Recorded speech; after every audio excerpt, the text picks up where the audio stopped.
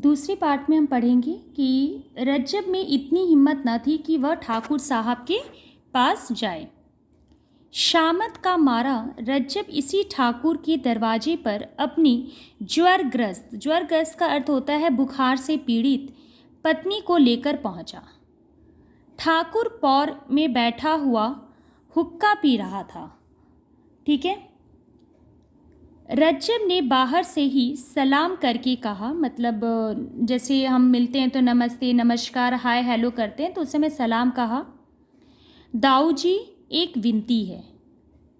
ठाकुर ने बिना एक रत्ती भर इधर उधर हिले डुले पूछा, क्या?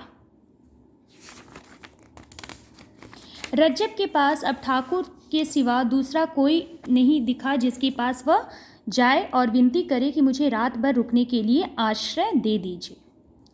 रज्जब बोला, मैं दूर से आ रहा हूँ, बहुत थका हुआ हूँ।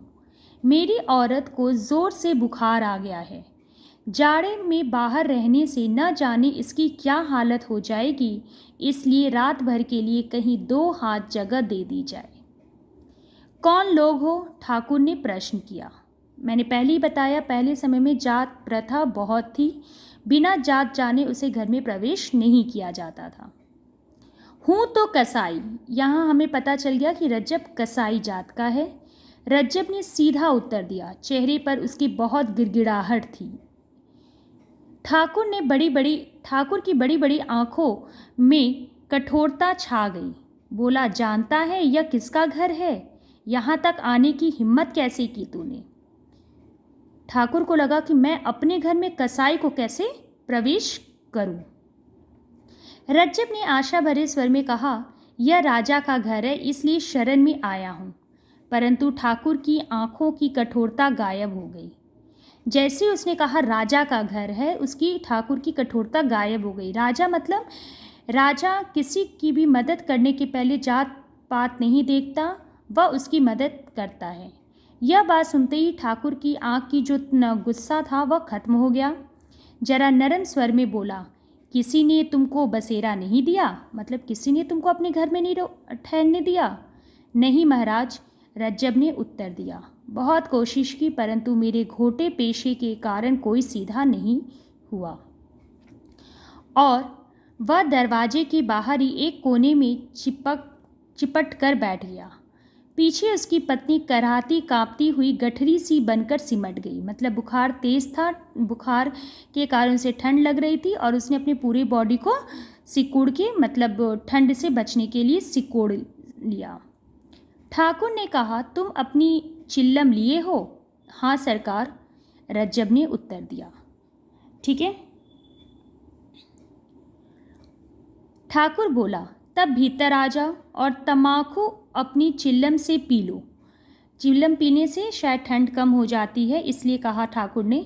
अपनी औरत को भी भीतर कर लो, हमारी पौर के एक कोने में पड़े रहना। जब वे दोनों भीतर आ गए, ठाकुर ने पूछा, तुम यहाँ से कब उठ कर जाओगे? जवाब मिला, अंधेरे में ही महाराज। खाने के लिए रोटियां बांधे हूँ, इसलिए पकाने की ज़रूरत न पड़ेगी। तुम्हारा नाम? रज्जब। मतलब इसमें अंत में ठाकुर ने अपने शरण में उसे जगह दे दिया और रज्जब ने कहा कि वह अंधेरे में ही चला जाएगा, जिससे उसे कोई देखा नहीं कि ठाकुर ने उसे जगह दी, क्योंकि गांव के अन्य लोगों ने उसे जगह नहीं दी थी।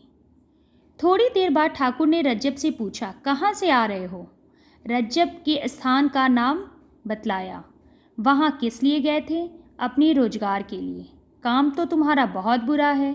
क्या करूँ, पेट के लिए करना पड़ता है। परमात्मा ने जिसके लिए जो रोजगार मुकर्रर किया है वही उसको करना पड़ता है। मुकर्रर का अर्थ मतलब होता है कि जो ईश्वर ने जिसको जो काम दिया है वो करना पड़ता है। क्या नफ़ा हुआ? नफ़ा मतलब फ़ायदा हुआ? प्रश्न करने में ठाकुर को ज़रा संकोच हुआ और प्रश्न का उत्तर देने में रज्जब को उससे बढ़कर। रज्जब ने जवाब दिया, महाराज पेट के लायक कुछ मिल गया है, यूं ही। ठाकुर ने इस पर कोई जिद नहीं की। रज्जब एक क्षण बाद बोला, बड़े भोर उठकर चले आ जाऊंगा, तब तक घर के लोगों की तबीयत भी अच्छी हो जाएगी। इसके बाद दिन भर के थके हुए पति पत्नी सो गए। काफ़ी रात गए। कुछ लोगों ने एक बंधे इशारे से ठाकुर को बाहर बुलाया। एक फटी सी रजाई ओढ़े ठाकुर साहब बाहर निकल आया।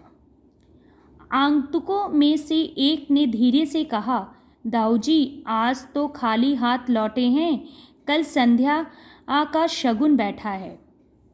ठाकुर ने कहा, आज ज़रूरत थी, खैर कल देखा जाएगा। क्या कोई उपाय किया था?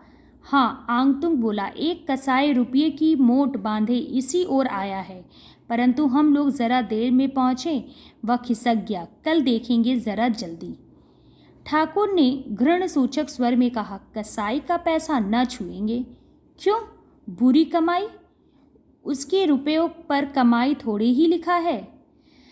अब जब रज्जब और उसकी पत्नी सो जाते हैं तो ठाकुर के पास कुछ लोग आते हैं और कहते हैं कि एक व्यक्ति, मतलब रज्जब के बारे में ही, कि वह मोटा पैसा लेकर, मतलब ज़्यादा पैसा लेकर इसी ओर आया है, हम उसे पकड़ नहीं पाए, नहीं तो वो उसे पकड़ लेते तो उसके पैसे छीन लेते, ठीक है, और छीनकर ठाकुर को दे देते। लेकिन ठाकुर कहते हैं कि मैं कसाई के पैसे कभी नहीं छूऊंगा। तो लोगों की थिंकिंग कि पैसे के ऊपर तो कसाई, महाराज, राजा तो लिखा नहीं है, तो पैसे पे ये छुआछूत क्यों?